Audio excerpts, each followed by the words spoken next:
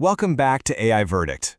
And wow, what a week. Seriously, this was one for the history books.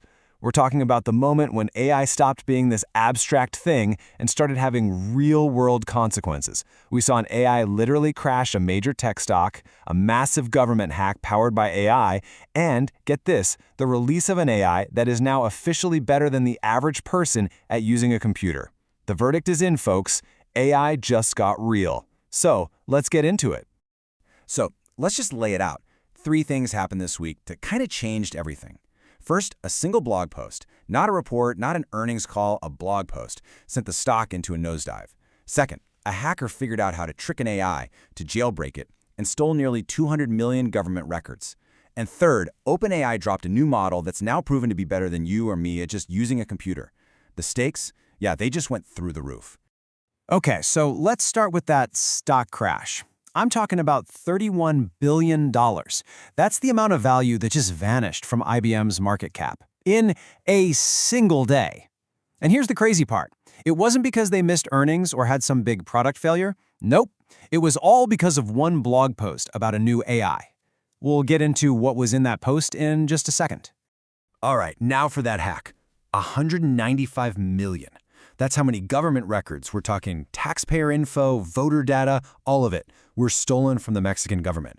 And the weapon? Not some sophisticated virus.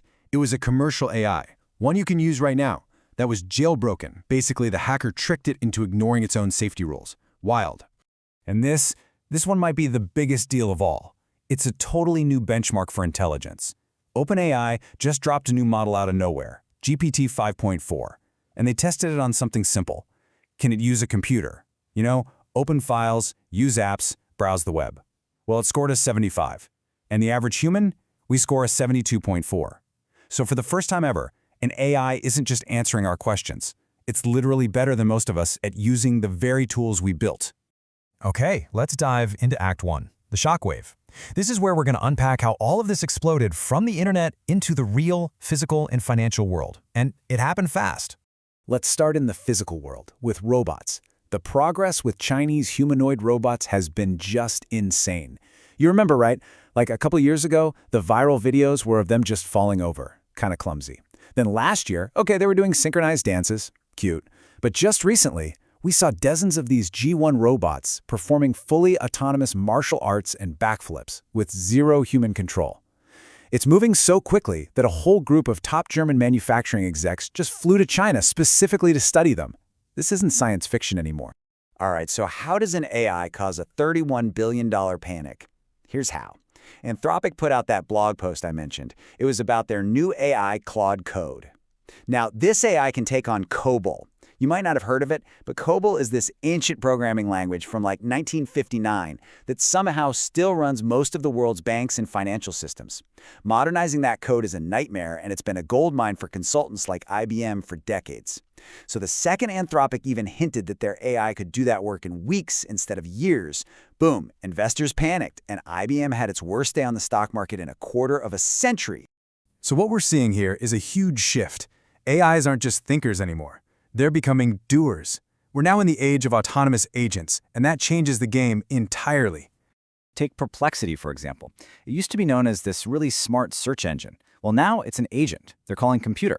And it's not just searching for info. You give it a goal, like build me a market analysis report, and it basically becomes a project manager. It figures out the steps and then calls on the best AI for each job. Maybe Claude for reasoning, Gemini for research. The results are just stunning. One person actually used it to rebuild a Bloomberg terminal, the thing that costs 30 grand a year in a single afternoon. That's the kind of power we're talking about. And this is where it hits the mainstream. This isn't just some tool for tech geeks anymore. Samsung just announced they're building Perplexity's computer right into the new Galaxy S26, not an app you download, but part of the phone's actual operating system.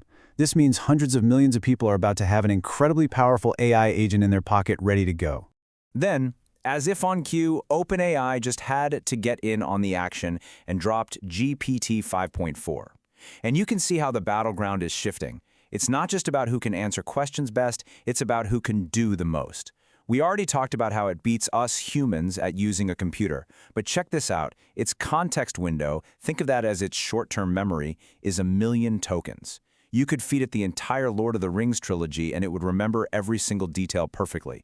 Right now, it's leapfrogged its main competitor, Claude, on pretty much every metric that matters.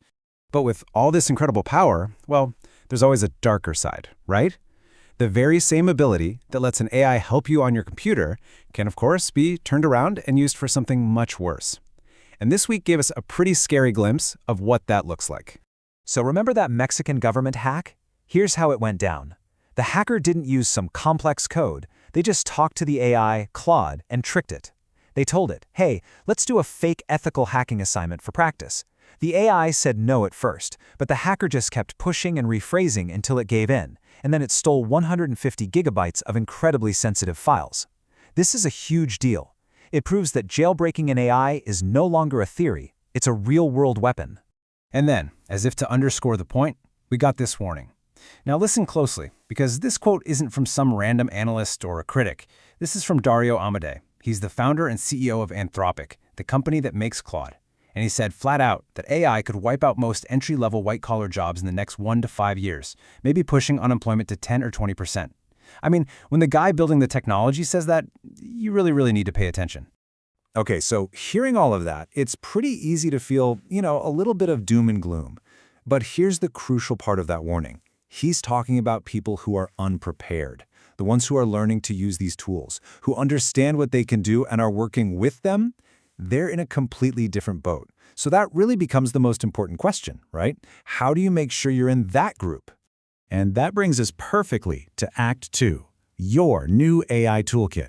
We've seen the shockwave, the disruption. Now let's talk about the opportunity. Let's talk about the incredible new tools that just became available this week, tools you can literally start using right now. All right, 2 awesome and super practical tools just hit the scene. First, you've heard of vibe coding? Well, now we have vibe animating. There's a new tool called Riplet. You just describe the video you want in plain English. I want a fast-paced intro with this text, then a slow-motion shot here, and the AI just makes it. It's wild. And on the productivity side, there's this new magnetic AI recorder. You just snap it onto your phone, it works totally offline, and with one press of a button, it turns any meeting or conversation into a perfect transcript, a mind map, and a list of action items. Game changer. Meanwhile, Google quietly upgraded the image model inside Gemini to something called Nano Banana 2, and you really need to know about the 4 things it can do. First, it finally gets text and images right. It's flawless. And it can handle crazy aspect ratios. Second, before it makes an image, it actually searches the web for current design trends, so your stuff looks fresh and modern, not like it was made in 2022. Third, data visualization. You can literally give it a spreadsheet and your brand's colors and say, make me an infographic, and it does, beautifully. And fourth, and this is huge for anyone in marketing, it maintains perfect consistency. Same characters, same lighting, same style across a whole series of images. Now, it's easy to think all this action is just happening in Silicon Valley, but that's not the whole picture. It is so important to remember that this is a global revolution. So let's zoom out for a second and see how AI is being used to solve completely different problems around the world. At the India AI Impact Summit recently, the stuff that really turned heads wasn't about who had the highest benchmark score. It was about real-world impact. We saw things like an AI assistant that helps dairy farmers track the health of their cows in real time. Another one used AI avatars to translate ancient, priceless Indian manuscripts. And on top of that, they launched 3 brand new, homegrown Indian AI models. It just goes to show the countries that are really going to win with AI might not be the ones with the biggest labs, but the ones who are solving the most important problems. And so, that brings us right back to where we started. This was the week AI got real. No doubt about it. We saw its power to disrupt, to shake up entire industries, and even pose new threats. But at the very same time, we saw this incredible explosion of new tools that give us, as individuals, amazing creative and productive power. That line between disruption and opportunity, it's razor thin right now. The tools are here, they're in your hands. The only question left is, what are you going to build with